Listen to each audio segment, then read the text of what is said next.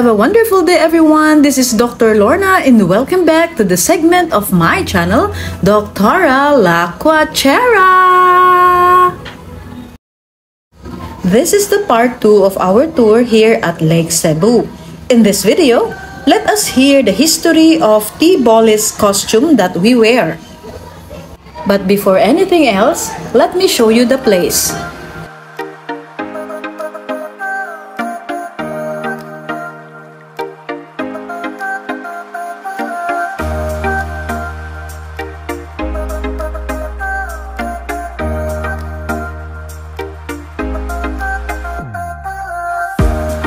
Meron din silang ibang panindang native clothes. Nakabili din kami dito at mga accessories din.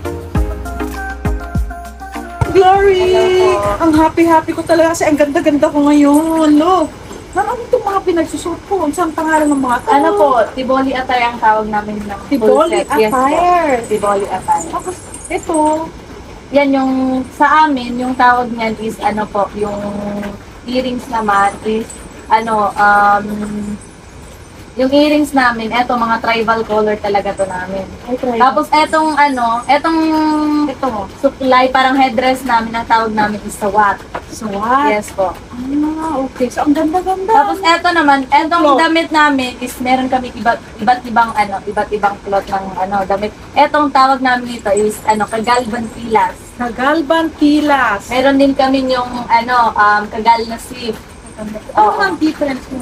Yung Kagal na Sif, yung embroidery talaga na ano. Ito kasi parang beads lang siya. Tapos yung Kagal na Mimet, yung gamit namin ganito. Ganito na beads. Yun, marami, iba't ibang klase kasi yan ng ano, ng mga damit namin. Tapos, ano yung pinaka-main na tela na wini-wave daw dito? Ayun, yung tinalak po. Yun yung original cloth talaga ng Lake Cebu. Yun yung tinalak. Ah, Kaya tinatawag yung Lake Cebu na the land of the dream weavers dahil po yun sa ano, sa tinalak. Kasi yung paggawa ng tinalak is made by the dream po. Talagang gumagawa. made by the Dream po. dream. Yes po. Bago gawin yung mga design ng tinalak, is parang galing po talaga sa panaginip lahat ng design na yun. Yes po.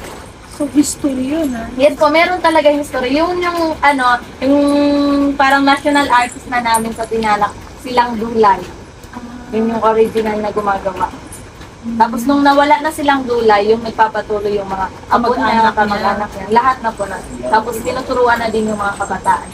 Ah, so meaning to say, sa mga lahi na niya talaga. Yes po. Kahit Tapos, sa ano, sa ibang mga, kahit hindi sa lahi niya, kahit sa mga ibang bata, tinuturuan na din para at least yung culture namin hindi mamamatay. Yes po. Talagang from generation to generation. Yes po. Pero ang ganda talaga. Ito naman is, ito yung palda namin is, ano, gawa din to namin yung waving talaga namin dito. Ay, ito. Yes po. Kahit ako marunong din gumawa nito. Oh, tingnan nyo. Doktora, halika dito.